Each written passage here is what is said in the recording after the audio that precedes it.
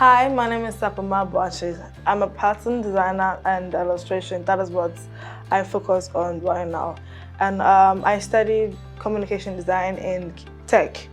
That was for 4 years. And what I wanted to do before was a graphic design, but I had a lot of challenges and issues from my family, especially my dad. He wanted me to become sort of a businesswoman, someone who's into the business sector, but I wasn't so much interested in that. That was during my high school period. So I did visual arts. So in his mind, he thinks that visual art isn't a good cause, it won't take me anywhere, and it's something like a useless thing that he doesn't find that interesting. So I had to find ways and means to convince him that this is something I love and this is what I want to do. So before that, he actually made someone make changes to the course or subjects that I wanted to do. And so it was a business class, but then I wanted to do visual communication, but they switched it up.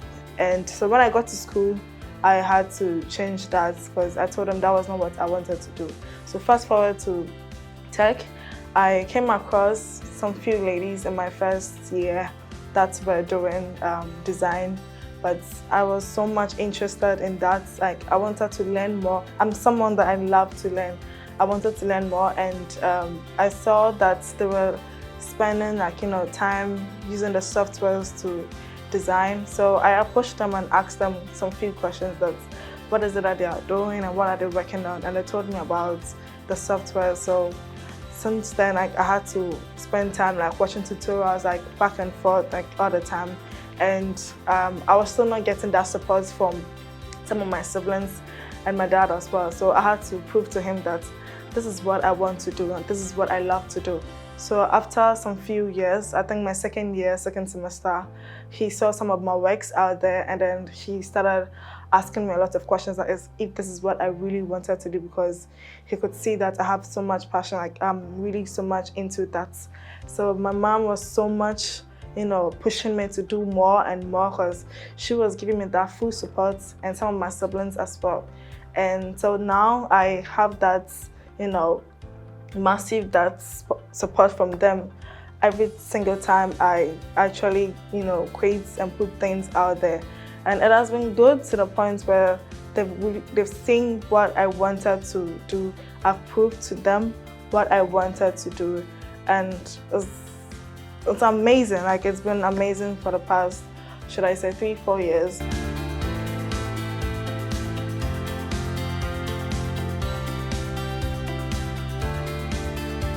So while growing up, I remember somewhere in 2016-17, I was working with Inkids Ghana. I think they are somewhere around Newtown or so. And then I came across two guys. I was in the production sector as well. And I came across two guys that were working on their laptops. And it got my attention what they were doing exactly. So I was more interested in what they were doing, and I realized it was more of graphics. They were creating vectors, illustrations, and all of that. So I wanted to be more interested in doing that sort of things that they were doing. So I got excited. So I think there was another thing I wanted to do, sort of a different occupation, that was an interior designer. And it was something I love to do in terms of using colors, how to make your home feel, your space, your workplace, your anywhere, make it feel homey and comfortable for people to come in. So I used to spend a lot of time decorating my dad's office, my home, my room, and all of that. So I thought I would actually be an interior designer for some time, but I don't know, but it wasn't really so much getting exciting at some point. So I just had to switch to one thing that I was finding more interesting, exciting, putting much more, interest and courage for that as well. So with my creative process, what I would say is that I actually get most of my ideas from objects, my surroundings. I like to spend a lot of time in my house, my room, a lot. And also I get to see how things are arranged and how an object has been, you know, how it looks like maybe on a table. It could be safety pin that is joined together. It could be 2 cups that are, you know, hanging somewhere. So it was like, but then also the surroundings as well. That would depend if I'm going to certain places, traveling, and maybe going to places that I haven't been to before. So I actually get that ideas, capture them, and then start creating, what's it called, my drawings. But I hardly sketch from scratch. So it's like once I get an idea, I go straight to the point of creating them out. So it's like I start using my software to create, most of the time, my favorite, pen tool. So I'm always using pencil to draw, or I'm using my shapes to create them. And that's how I get my final design. But one thing I'm trying to learn, start doing is sketching. Sketch all your ideas, or you know, whatever it is that you have in your mind before you put it on the software. So most of the time, I get my ideas from objects that I find in my space or my surroundings, depending on where I am, or on the roadside, or anywhere. And sometimes to drawings, like wallpapers or wall hangings that I find at random spaces or any other place. Creative industry, I mean, I've had a lot of challenges where people think that design or graphic design is mainly for men or male only. So I used to have a lot of, should I say, thoughts whether if this will go far or what I'm doing, I'm going to succeed in it. And I got to a point where I wasn't getting a lot of works from people. Ignore what people have to say. Prove to them that you can do this.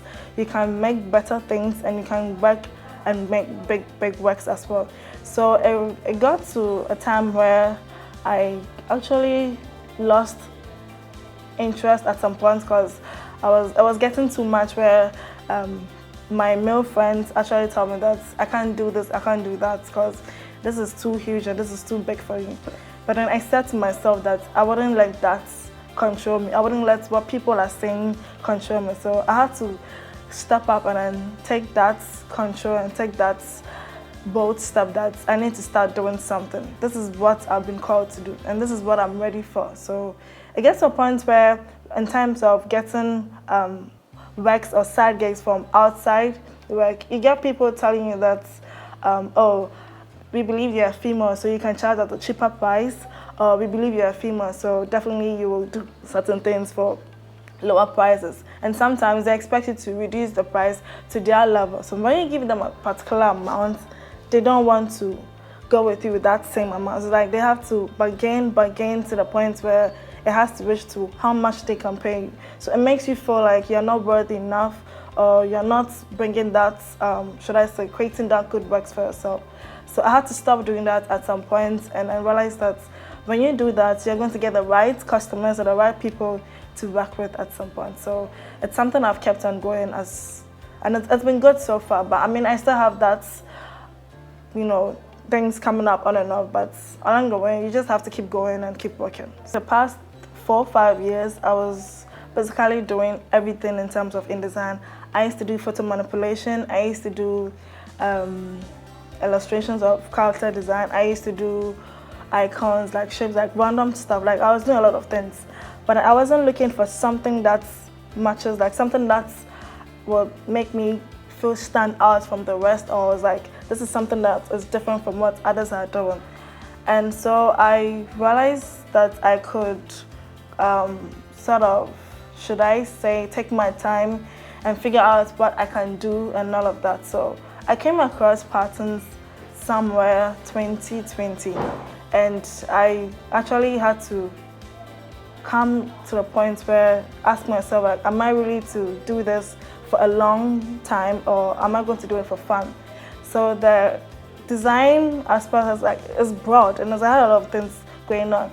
But I wanted to find out one thing that is my style, find out one thing that I can actually, you know, spend time that makes me different. Like, this is who you are, this is what you can do out there, and this is what makes who you are. So I realized that when I started doing patterns, It has been a very exciting journey for me. That's for the first time in my life that I actually love something that I'm doing. I spend more time. I can work overnight, like just create random stuff like anytime I want. And I sometimes I always say to myself that I really wish I could have done this like a long time ago, because it's been amazing, and I've got a lot of positive feedback from people asking why I didn't start with patterns, and like, why am I now doing it and stuff like that. So it's, to be honest, it's crazy and it's amazing. Like, it's really super exciting for me. That I can't wait to see where this is going, like how far I'm going to go. So it's been super awesome.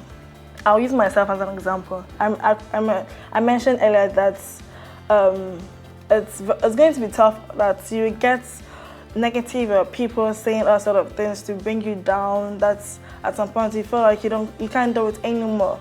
So what I did was that I had to take some time off, like isolate myself from people. That I need to figure out who I am, what I want, and what I'm going to put out there. So I told myself that I'm going to block all these unnecessary negative things that people are going to say. It's tough, it's hard, it really is, because at some point you wonder if you are doing the right thing, or are you doing it for yourself, or you're doing it for people. So I had to come to that point of saying that, look, this is what I've been called to do.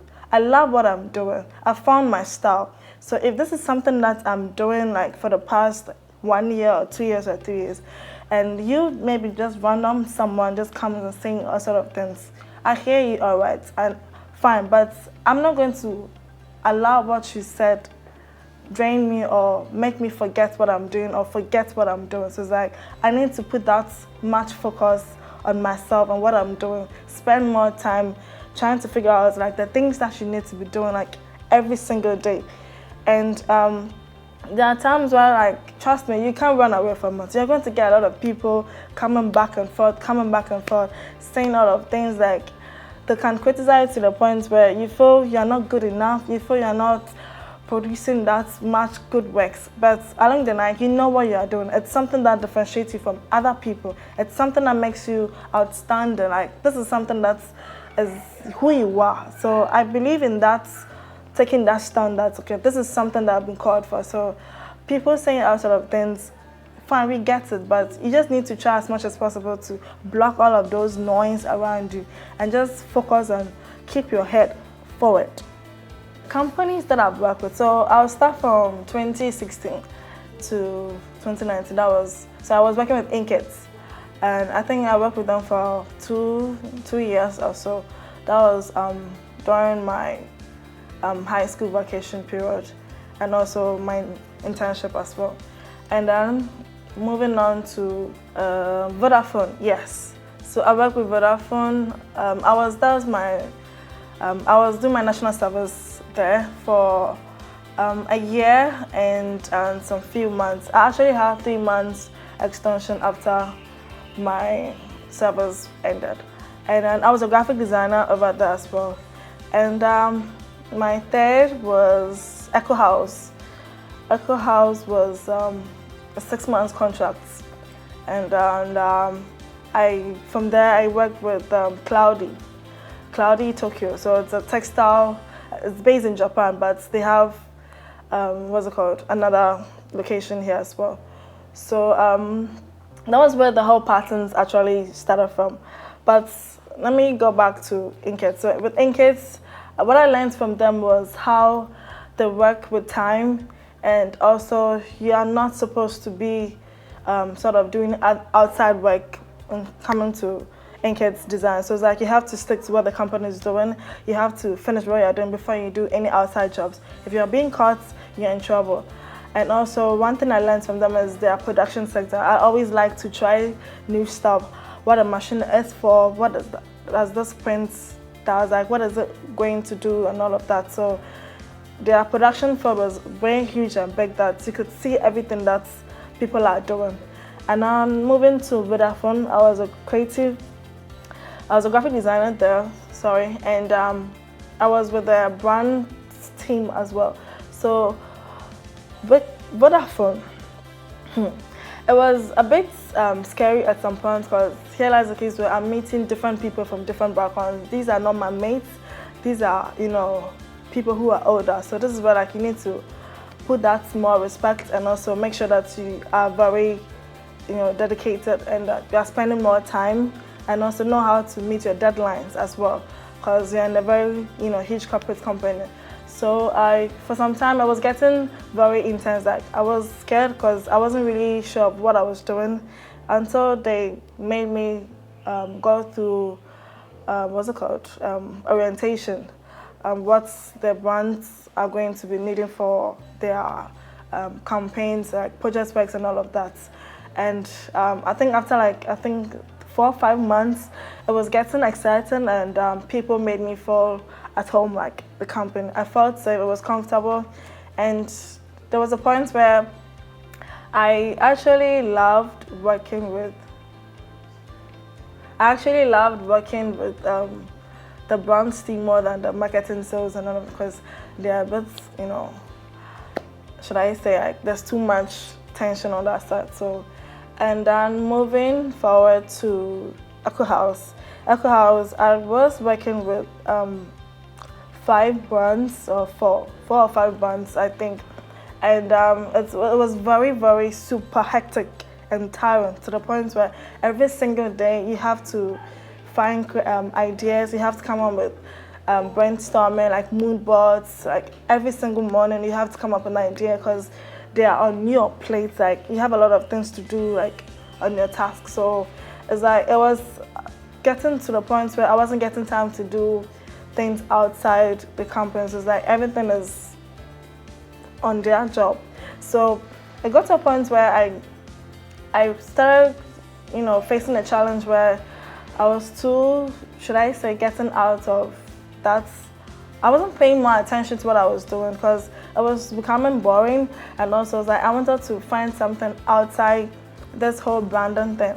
So working with Echo House, it was, I think one thing I learned from them is that you have to be punctual, you have to be meeting your deadlines, and also it taught me so many things on how to be more active, how to be more, should I say, getting things done at the right time. So there was a time where I actually lost, focus. And there were other guys in the team, my creative team, that made me realize that you're not alone in this and that we are with you. So they are family. They always make you feel at home. They always make you have that, be yourself, come the way as you are. Don't pretend to be someone else.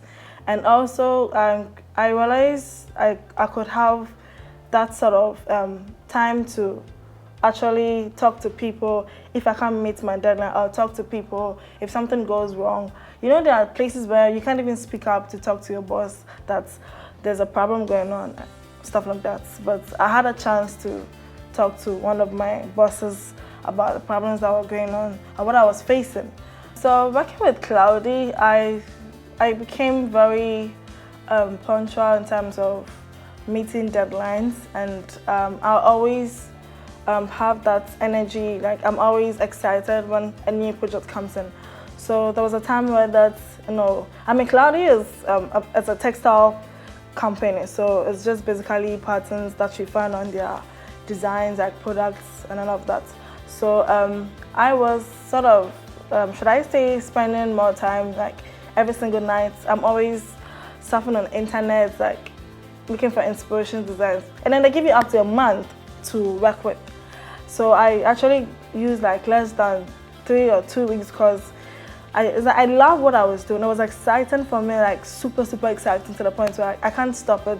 Like every single day, I'm creating more stuff. And it's like you can't even sleep when you have a lot of new ideas. And most of the time, these are times where I find myself working overnight.